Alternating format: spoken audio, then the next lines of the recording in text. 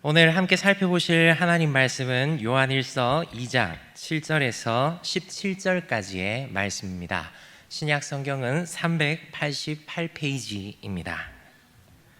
요한일서 2장 7절에서 17절까지의 말씀, 저와 여러분이 한 절씩 번갈아 가며 읽도록 하겠습니다. 제가 먼저 읽겠습니다. 사랑하는 자들아, 내가 새 계명을 너희에게 쓰는 것이 아니라 너희가 처음부터 가진 옛 계명이니 이 옛 계명은 너희가 들은 바 말씀이거니와 다시 내가 너희에게 새 계명을 쓰노니 그에게와 너희에게도 참된 것이라. 이는 어둠이 지나가고 참빛이 벌써 비침이니라.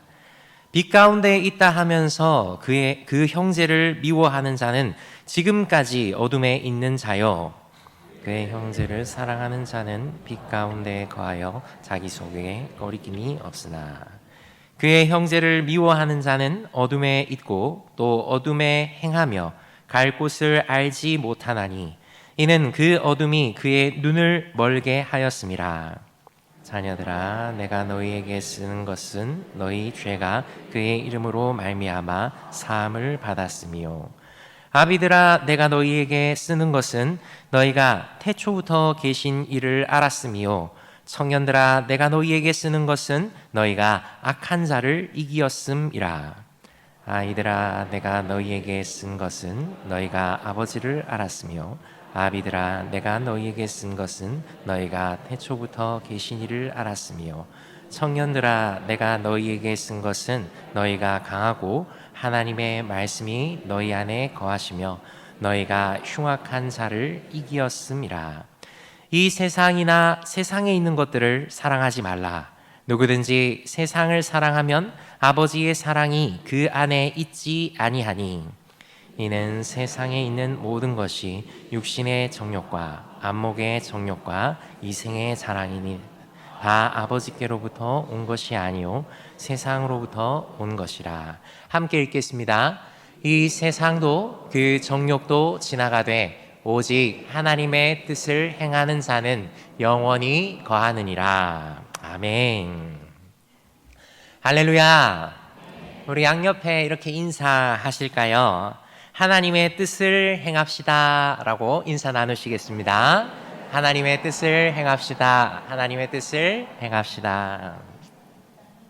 예.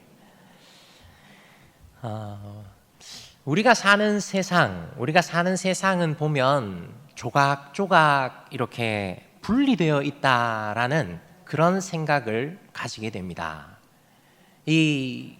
우리가 사는 세상이 얼마나 서로가 다른지, 그 다름으로 인하여서 분열이 되다 못해 조각나 버려져 있는 것 같은 그런 느낌을 받게 됩니다.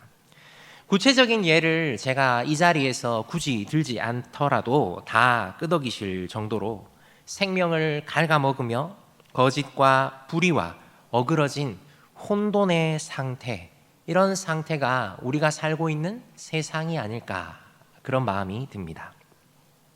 그러면 여러분, 이 거짓과 불의와 어그러진 혼돈의 세상과 함께 할 것입니까? 아니면 참되고 진실하며 선하고 아름다운 하나님과 함께 하시겠습니까?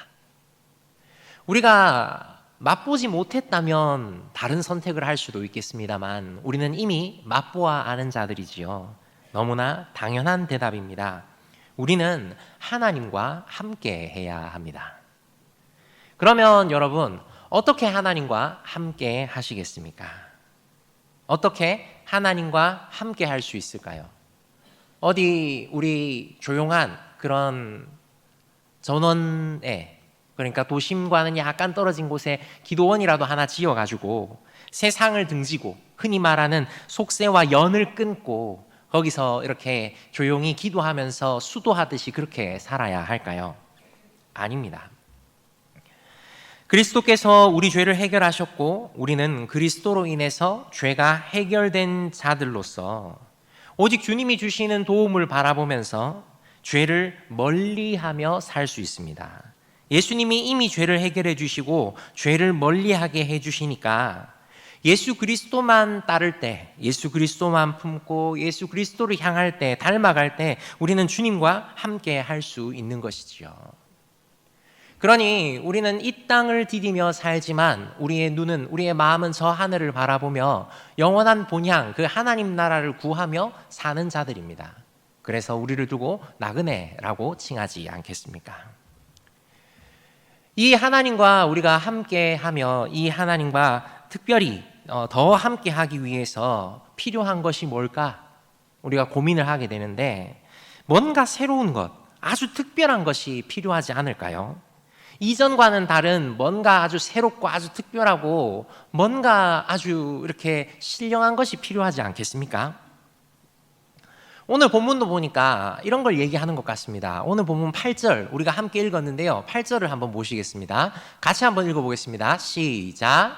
다시 내가 너희에게 새 계명을 쓰노니 그에게와 너희에게도 참된 것이라. 이는 어둠이 지나가고 참빛이 벌써 비침이니라. 아멘. 자, 8절에 보면 이 요한은 다시 내가 너희에게 하면서 새 계명을 쓴다라고 이야기를 합니다. 자, 여러분 집중하셔야 됩니다. 자, 새 계명입니다. 새로운 계명이죠. 자, 이제 복음의 비밀스러운 것이 좀 풀립니다. 다른 사람이 모르던 것을 알게 되는 중요한 순간인 것 같죠? 자, 새로운 계명. 어디서 듣지 못한 새로운 계명. 맞습니까? 여러분, 이런 사람을 조심하셔야 됩니다. 자, 결론부터 얘기를 할게요. 이게 오해하실 수 있으니까 결론부터 얘기합니다. 아닙니다. 우리가 하나님과 함께하기 위해서 특별히 비밀스럽게 우리만 알고 있는 게 있어야 된다. 아닙니다. 당시에 이 요한 일서를 기록하던 당시의 교회에 영지주의자들은 이렇게 이야기를 했습니다. 거짓 선지자들은 이렇게 이야기했습니다. 내가 이 하나님과 그 예수 그리스도와 특별한 비밀을 가진 사람들이다. 우리는 하나님과 이 예수 그리스도와 이 다른 성도들과도 좀 다른 뭔가 특별한 비밀을 가진 사람들이야. 그러니 우리 말을 들어야 돼. 그러니 우리와 함께 해야 돼. 복음에는 아주 특별한 비밀이 있고 나만 알고 있어. 숨겨진 거야. 비밀스러운 거야. 새로운 거야. 너 궁금하지? 그러면 교회 공동체 말고 나를 따라와. 교회 공동체로 가지 말고 나와 함께 있어야 돼. 그러면 너도 이런 특별한 지식을 알 수 있을 거야. 당시의 성도들에게 영지주의자들, 거짓 선지자들은 이런 식으로 유혹을 했습니다. 이런 유혹의 현실들이 있으니까 요한이 이 적을 알고 나를 알면 100번 싸워도 불리할 게, 그리고 위태로울 게 없어지니까 나도 그런 거짓 선지자들처럼 이야기해야겠구나라고 생각하면서 자, 내가 너희에게 새 계명을 주노니 이렇게 말했을까요? 아니라는 겁니다. 여러분, 우리가 성경을 읽을 때는 문맥에 따라서 읽어야 하지요. 요한은 7절에 보니까 먼저 이렇게 이야기합니다. 7절을 보시면 사랑하는 자들아, 내가 새 계명을 너희에게 쓰는 것이 아니라 너희가 처음부터 가진 옛 계명이니 라고 말합니다. 근데 왜 8절에는 왜 새 계명을 너희에게 주노라 라고 했을까요? 이게 8절에서 말하는 새 계명은 9절에서 나옵니다. 무슨 의미입니까? 9절의 말씀 같이 한번 보겠습니다. 함께 읽겠습니다. 빛 가운데 있다 하면서 그 형제를 미워하는 자는 지금까지 어둠에 있는 자요. 아멘. 여러분, 8절만 보면 이 요한도 새로운 것을 주는 것처럼 말합니다. 그런데 7절부터 읽어보면 요한이 새로운 것을 주는 게 아니라 이전에 있던 것들을 줍니다. 그러면 이 있던 것들이 뭐냐라고 봤을 때 9절에서 말하는 것, 빛 가운데 있다 하면서 그 형제를 미워하는 자는 지금까지 어둠에 있는 자요라는 것, 이 말씀이 무슨 말이겠습니까? 형제를 미워하지 말라는 거죠. 그러니까 새롭게 쓰는 게 아니라 이전부터 있던 걸 이야기하는데, 이전부터 있던 것에 새로운 의미를, 완전한 의미를 담아서 말하는 것은 무엇이냐 하면 바로 서로 사랑하라는 겁니다. 형제를 미워하지 말고 서로 사랑하라라는 것입니다. 사랑의 계명, 이게 새로운 계명이라고 이야기를 하는 것이죠. 이전부터 분명히 있었습니다. 그런데 이게 새로운 계명이다 하면서 강조하면서 이야기합니다. 여러분, 예수님께서 말씀하셨습니다. 마태복음 22장 37절에서 40절에 보면 예수님 어떤 계명이 제일 중요할까요? 예수께서 이르시되 내 마음을 다하고 목숨을 다하고 뜻을 다하여 주 너의 하나님을 사랑하라 하셨으니 이것이 크고 첫째 되는 계명이요 둘째도 그와 같으니 내 이웃을 내 자신같이 사랑하라 하셨으니 이 두 계명이 온 율법과 선지자의 강령이니라. 아멘. 사랑의 계명입니다. 하나님을 사랑하는 것, 그리고 그 하나님을 사랑함으로 이웃을 사랑하는 것입니다. 하나님께서 언약 안에서 은혜 베풀어 주심과 함께 요구하시는 계명의 내용이 바로 사랑입니다. 언약 안에서 하나님의 무한하시고 신실하신 사랑을 받은 자가 그 사랑으로 형제와 이웃을 사랑하는 것, 그 무한하시고 신실하신 하나님을 사랑하는 방법으로 형제와 이웃을 사랑하는 것, 이게 새 계명입니다. 이 사랑의 계명, 바로 사랑입니다. 이렇게 이야기하면 에이, 다 아는 건데 그거 누가 모르냐라고 말씀하실 수 있죠. 저도 청년들이나 주변에 이렇게 말씀을 나눌 때 하나님 사랑과 이웃 사랑을 많이 강조합니다. 그 하나님 사랑과 이웃 사랑을 강조하면서 하나님이 어떤 분이시며 우리를 위해서 무슨 일을 하셨고 우리가 어떤 사랑을 받았는지 이야기합니다. 그리고 그 사랑을, 그 받은 사랑으로 우리 이웃을 사랑해야 된다라고 계속 이야기하죠. 그러면 친구들이 하도 많이 이야기해가지고 시큰둥합니다. 목사님 또 적용이 똑같으신데? 이렇게 나옵니다. 근데 여러분, 진짜 알까요? 진짜 잘 아나요? 제가 무시하는 게 아니라 여러분, 진짜 안다면 오늘 읽었던 말씀처럼 행동으로 드러나야 합니다. 왜냐하면 콩 심은 데 콩 나고 팥 심은 데 팥이 나기 때문이죠. 무엇을 심느냐에 따라 무엇을 거두게 됩니다. 이건 우리의 노력을 무시하는 처사가 아니라 영원한 것을 심어야 한다는 그 심는 것의 중요성을 이야기하는 거죠. 그래서 이 행동으로 드러나는, 우리에게 드러나는 그 사랑은 구원의 조건은 될 수 없지만 구원의 증거는 될 수 있습니다. 마태복음 19장에 보시면 한 부자 청년이 나옵니다. 그 부자 청년은 예수님을 찾아가서 이렇게 묻습니다. 예수님, 선생님이여, 내가 무슨 선한 일을 하여야 영생을 얻으리까? 라고 이렇게 예수님께 묻습니다. 그러자 예수님께서 말씀하시죠.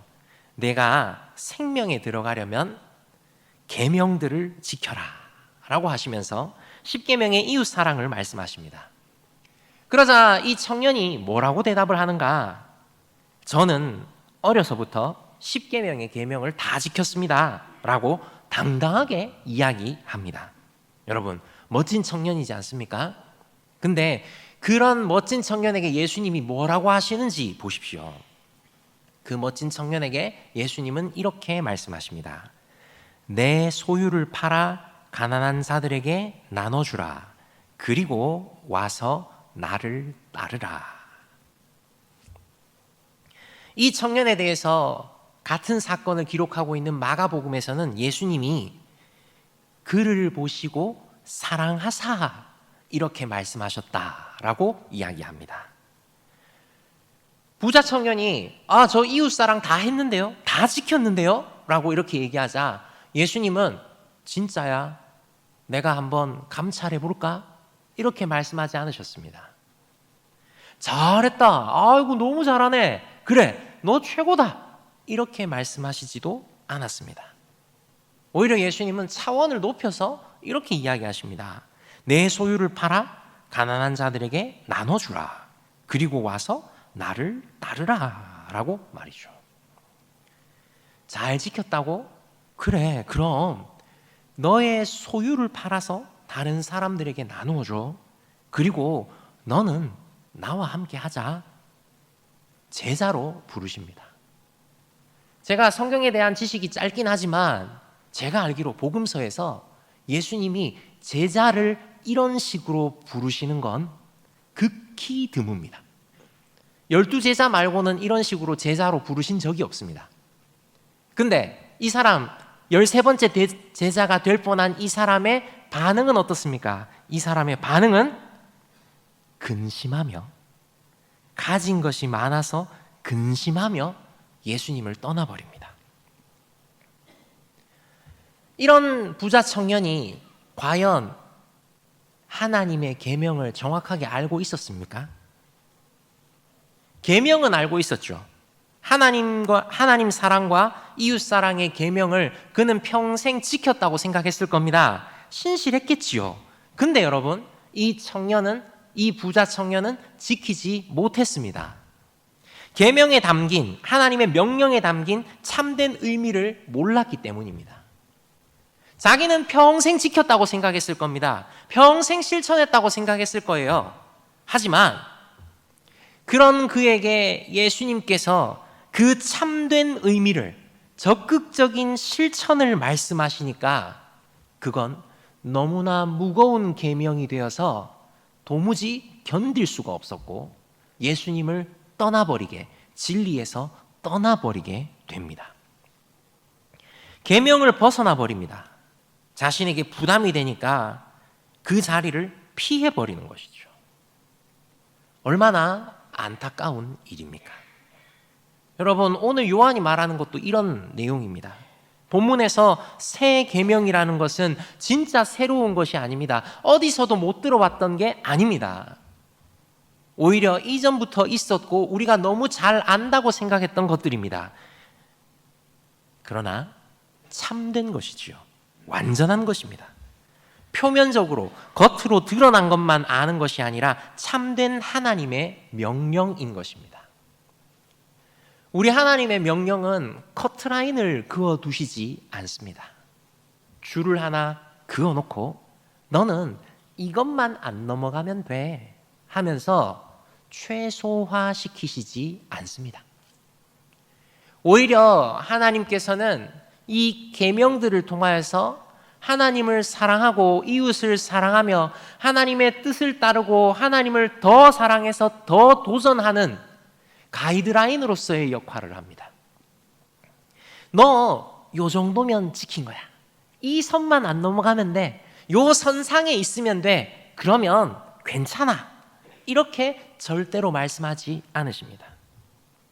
성령 하나님과 동행함으로, 그 성령 하나님께 순종함으로, 성령 하나님께서 깨닫게 하시는 그 말씀을 따라, 그 성령 하나님께서 주시는 힘을 따라서 끊임없이 도전하는 것, 그것이 신앙의 생활이고 싸움이며 하나님께서 기뻐하시는 것입니다. 예수 그리스도께서 성취하신 참된 의미이며 성령 하나님께서 내주하셔서 함께 하시고 알게 하시고 힘을 주셔서 지키게 하시고 세상으로 드러내시는 완성된 의미, 이게 새 계명입니다. 같은 본질이나 다른 수준이지요. 이 유대인들은 248개의 헤라와 365개의 하지 마라라는 복잡한 커트라인을 가지고 있었습니다. 그것에 대한 해석을 그리고 적용들을 그 랍비들마다, 선생들마다 막 새롭게 하면서 정말 그야말로 수많은 그런 규율들을 갖고 있었지요. 그런데 그런 커트라인이, 그런 규칙 정도가 아니라 하나님께서 은혜 베푸심을 기억하면서 더 큰 실천을, 더 큰 사랑을 도전하며 완전함을 향해 오직 예수 그리스도를 따라 예수 그리스도를 닮아 그 성령 하나님, 보혜사 성령 하나님의 도우심을 힘입어 그 인도하심대로 사랑과 희랑과 자비와 양선과 충성과 온유와 절제를 다해 그 열매를 맺는 그 새 계명, 그 더 큰 사랑을 도전하는 것, 이것이 하나님께서 우리에게 원하시는 계명의 순종, 하나님께서 우리에게 원하시는 순종, 하나님께서 우리에게 원하시는 사랑의 실천이라는 것입니다. 영지주의자나 거짓 선지자들이 자기들만 갖고 있다 하고 말로만 번드르하게 하는 그것을 넘어서 행함과 진실함으로 실천하는 계명, 실천하는 신앙, 이것을 새 계명이라고 표현한 것이죠. 그래서 새로운 계명은 완전히 새로운 게 아니라 완전한 것입니다. 이 완전한 의미를 아는 자들은 확신하는 정도가 아니라 확실히 증명된 자들입니다. 그래서 자기 스스로 그냥 확신해서 자기 스스로 속이고 사는 게 아니라 증거가 나타나는 것이죠. 하나님을 사랑함으로, 이웃을 사랑함으로, 사랑의 삶이 실천됨으로, 실천 정도가 아니라 그냥 그 안에 있음으로 말미암아 그런 것, 참 빛 안에 있는 것이지요. 그래서 이런 사람은 어디에 있는지가 중요하지 않습니다. 광야에서든 교회에서든 삶의 한복판에서든 그 어디에서든 참으로 하나님을 사랑하고 그 사랑으로 이웃을 사랑하는 자들이지요. 이것이야말로 하나님과 함께하는 것입니다. 그래서 이 함께하는 것에 대해서 12절부터 말합니다. 자녀들아, 너희가 기억해라. 우리가 구원받았음을. 그리고 아비들아, 기억해라. 우리가 하나님을 알고 있음을. 청년들아, 기억해라. 함께 하시는 하나님으로 말미암아 우리가 흉악한 자들을 이겼음을. 그리고 다시 말합니다. 14절에 자녀들, 우리가 하늘 아버지, 완전한 아버지를 알고 있음을. 아비들, 하나님을 알고 있음을. 청년들, 그 하나님이 우리를 이기게 하심을. 그 하나님과 함께 하는 것을 기억하라 라고 이야기하는 것이죠. 이것이 하나님께서 우리에게 원하시는 새 계명, 완전한 계명입니다. 이미 하나님께서 우리에게 베푸신 은혜를 기억하고 또 우리가 말씀과 기도를 통해 깨닫고 체험한 그 하나님과 함께 악한 자들을 이겨나가며, 그렇게 흉악한 자들을 이겨나가며 우리에게 주시는 그 승리를 따라가서 거두기만 하면 되는 그것, 그게 새 계명이라는 것이죠. 그래서 우리는 다 아는 이야기지만 또 한 가지 기억해야 할 게 있습니다. 이 하나님과 함께하는 것, 새 계명을 통해서 완전하신 그 하나님의 사랑 안에서 그 하나님과 함께 한다는 것이 만사형통이 아니라는 것을 말이죠. 여러분, 예수님도 야고보와 베드로와 요한, 그리고 바울도, 그리고 순교한 모든 성도들도 보면 전부 세상에서 형통했다라기보다는 곤고했습니다. 그런데 여러분, 그들은 참으로 형통한 자들 아닙니까? 그들이 세상에서 형통하기 위해서, 일반적인 형통을 위해서 살았다면 예수님을 따르지 않았을 겁니다. 자기의 집이나 전토나 가족을 버리지 않았겠지요.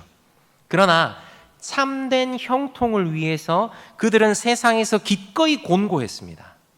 거짓과 악을 버리고 공의와 선을 행하며 사랑을 실천했습니다. 초대교회 성도들을 보십시오. 믿음의 선배들을 보십시오. 예수 믿어서 장수하고 돈 잘 벌고 명예를 얻고 수많은 자손을 낳기 위해서 세상에서 형통하기 위해서 살지 않았습니다. 이것은 부수적인 것이고요. 오히려 곤고한 데 처했습니다. 줄이고 목마르고 헐벗고 떠돌기도 했습니다.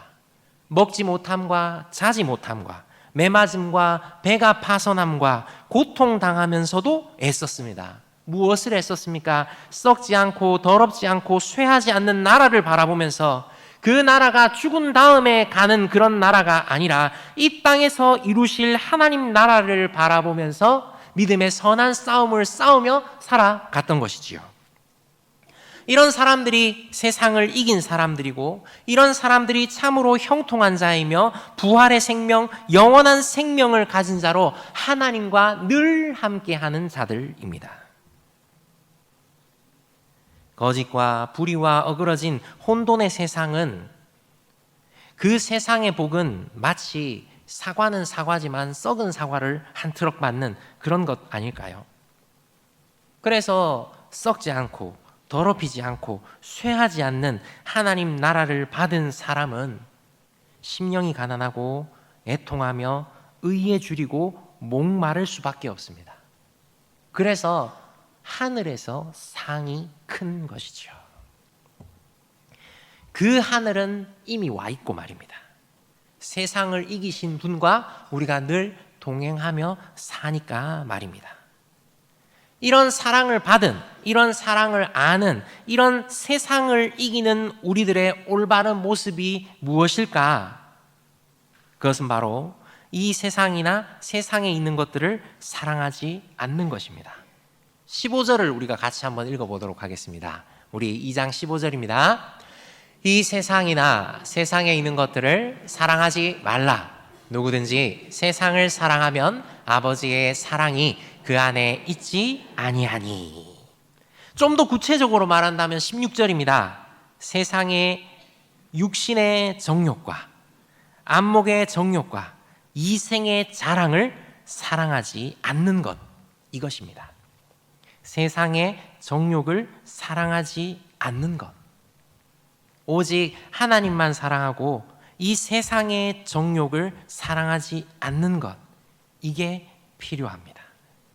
이게 우리의 참된 모습이죠. 창세기에 아담과 하와를 기억하십니까? 뱀이 유혹해서 선악과를 바라보니 보고 먹음직합니다. 보암직도 합니다. 지혜롭게 할 만큼 탐스럽기도 하지요. 그래서 먹음직하다는 육신의 정욕과 보암직하다는 안목의 정욕이 일어납니다. 그리고 자신을 하나님의 자리에 놓고 싶은 욕구, 이생의 자랑을 추구했지요. 그 결과는 무엇입니까? 무엇이라도 가려야 했지만 가려지지 않고 죄의 비참함으로 영원한 하나님에게서 단절돼 버리는, 쫓겨나가 버리는, 죄와 사망이 우리에게 와버리는 그런 결과를 초래하지 않았습니까? 그러니 우리는 말씀을 통해서 이 선례들을 보며, 또한 말씀이 가르치시고 있는 바에 집중하며 예수 그리스도께서 이미 이루신 것을 바라보면서 우리는 이 세상이나 세상에 있는 것을 사랑하지 않고 진짜를 사랑해야 합니다. 진짜를 만날 때 가짜는 사라집니다. 진짜를 붙들어야 하는 것이죠. 세상을 이기신 진짜를 붙들어야 우리도 그 이김을 얻을 수 있습니다. 사랑하는 성도 여러분, 어그러진 세상이 아니라, 파편화돼 버린 세상이 아니라 하나님을 사랑해서, 진짜를 사랑해서, 하나님을 사랑함으로 이웃을 사랑하여 진정으로 세상을 이기고 하나님과 늘 함께 동행하며 살아가는 저와 여러분이 더욱 되시기를 바랍니다. 우리 이 말씀을 기억하면서 함께 기도했으면 좋겠습니다. 여러분, 무엇을 사랑하십니까? 여러분, 누구와 함께 하고 계십니까? 하나님, 우리가 사랑할 것을 사랑할 수 있게 해달라고, 분별할 수 있는 지혜를 달라고 기도합시다. 말씀을 더 깊이 깨닫고 기도에 더 깊은 자리로 나아가 하나님의 마음을 알고 하나님의 그 가르치심을 따라 더 사랑하며, 더 하나님을 사랑하고 이웃을 사랑하며 하나님 예수 그리스도를 따라 예수 그리스도를 닮아 세상 가운데 이 하나님 사랑이 얼마나 좋은 것이고 얼마나 귀중한 것인지를 보여줄 수 있는, 알려줄 수 있는 축복의 통로, 은혜의 도구 되게 해달라고 우리 공동체가, 우리 교회가 더욱 그러한 천국의 공동체 되게 해달라고 이 시간 주여 크게 부르고 함께 기도하도록 하겠습니다.